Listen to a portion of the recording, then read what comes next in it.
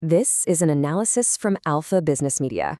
You know, if you're running a business in Nepal, you know the feeling, that sinking sensation in your stomach when another resignation email from a star player lands in your inbox. It's a huge problem, right? A real crisis of talent migration, kind of like a slow-motion collapse of our best people. But here's the thing. What if our go-to response, just frantically throwing more money at the problem, is completely wrong? Well, today, we're going to dig into exactly that. Why high salaries are a losing game, and what a more powerful, more structural solution actually looks like. So here's how we're going to break it down. First, we'll really define the crisis. Then we'll bust the myth of the so-called golden handcuffs. After that, we'll get into a really powerful alternative. It's called the Intrapreneurship Model. And we're not going to ignore the tough stuff. We'll look at the real-world hurdles to actually doing this in Nepal. And finally, we'll look at two very, very different futures that depend on the choices we all make right now. All right, let's get into it. Okay, so let's start with a scene that's become, well, painfully common in offices all over Kathmandu. And look, this isn't just some made-up story. This is the reality, right? You've spent months, maybe even years investing in this person. You stretch your budget to the absolute limit, you make a massive counteroffer, and they still walk. It's incredibly frustrating, it's expensive, and it feels like a battle you're always losing. So why? The easy answer, the one everyone gives, is, oh, we just can't compete with salaries abroad. But you know what? That's not the full picture, not even close. And this is absolutely the key takeaway here. We are completely misdiagnosing the problem. See, our best people, they're not just leaving for a bigger paycheck. They're leaving for something more. They want more control, more impact, a real stake in the game. So just relying on salary hikes, it's like putting a Band-Aid on a broken leg. It's a tactical mistake based on a completely flawed idea. Which brings us right to this idea of the golden handcuff strategy. You've probably heard of it. It's the simple idea that if you pay someone enough money, they'll be, well, financially stuck with you. And look, it makes sense on the surface, right? But it's built on a massive misunderstanding of what actually motivates your top performers. So to really get why this strategy fails so badly, we need to pull out a classic idea from management psychology.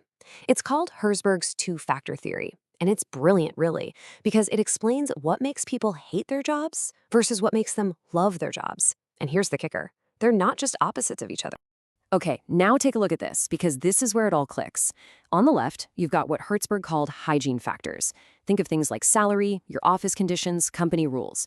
Now, if these things are bad, you're definitely unhappy. But here's the crucial part. If they're good, they don't make you happy or loyal. They just bring you to a neutral, not unhappy state. Now look at the right side.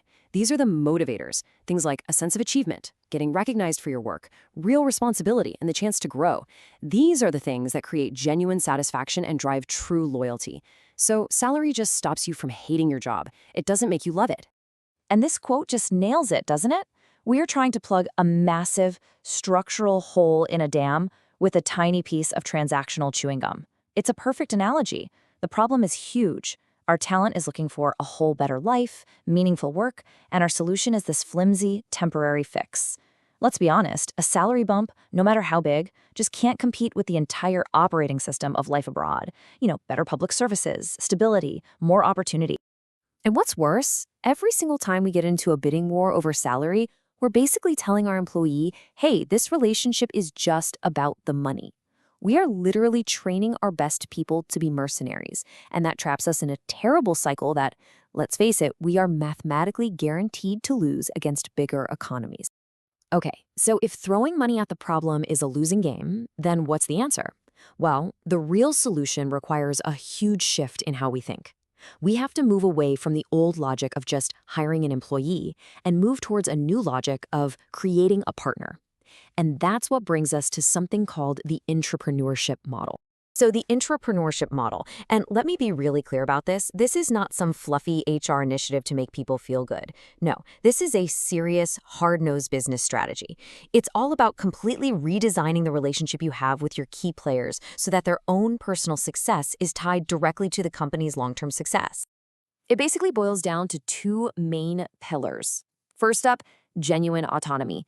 And I don't just mean flexible work hours. I mean giving up real power. Let your head of marketing truly own their budget and strategy. Let your top engineer have the final say on the technology. That gives them a deep sense of psychological ownership. And second, meaningful equity. Think about it. A bonus is a reward for what you did in the past. Equity is a stake in the future you're going to build together. That provides real, tangible financial ownership. And that right there, that's the huge shift. You're transforming your star performer from just another cog in the machine into a co-pilot sitting next to you in the cockpit. An employee asks, "What's my salary?" But a partner asks, "How do we grow this company?" See the difference?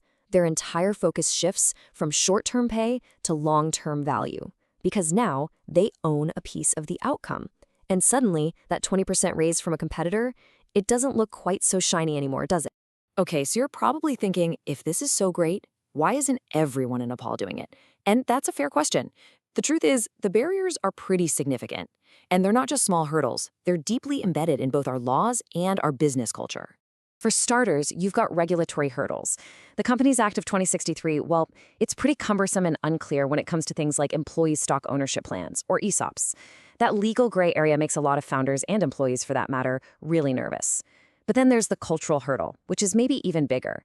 We have this traditional Sethji, or family business mindset, which really resists sharing ownership and control with anyone outside the family. The very idea of giving a non-family member a real piece of the pie is, well, it's often a complete non-starter. But there is a clever, practical tool that leaders can use right now to get around this. They're called phantom stocks. And honestly, they're a brilliant solution. Here's how they work. They give an employee a cash bonus that's tied directly to the growth in the company's value. So it feels just like having real stock, but without actually giving away any ownership. Imagine this. You give an employee 100 phantom shares when your company is worth, say, $1 million. If the company's value grows to $2 million, they get a cash payout equal to that growth. It's a fantastic way to bypass the legal and cultural roadblocks and start aligning incentives today. So, all of this leads us to a really critical moment, a fork in the road, really. The strategic choice that Nepal's businesses make right now is going to define our entire economic future for a generation. And we are looking at two very, very different paths forward. On one hand, you have the status quo. We just keep playing the same old salary game. Our talent pool gets emptier and emptier. Medium-sized businesses start to fail, and Nepal basically just becomes a training ground for other countries' companies. Our most valuable export ends up being our own people. Now, on the other hand, we have the intrapreneurial shift. A few brave companies lead the way, becoming magnets for top talent. This puts pressure on everyone else to change too. And it kicks off this amazing positive cycle of better laws, stronger companies, and a booming economy where our human capital is our most valuable asset, not our biggest export. Now, we have to be realistic here for a second. Let's be very clear. This is not a strategy you roll out for every single employee.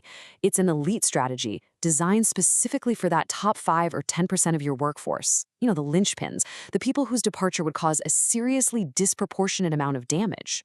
The goal here isn't to stop everyone from leaving. The goal is to win the war for the talent that truly matters. So what it all comes down to is this. The brain drain isn't the real problem.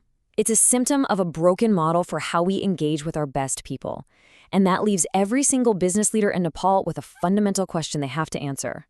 I want you to think about your key people right now, the ones you absolutely cannot afford to lose, and ask yourself this. Are they just a high-cost rental? Someone whose loyalty you're leasing from one month to the next? Or are you actively building the structure to make them a true long-term partner? Because honestly, your answer to that question is going to define your company's future.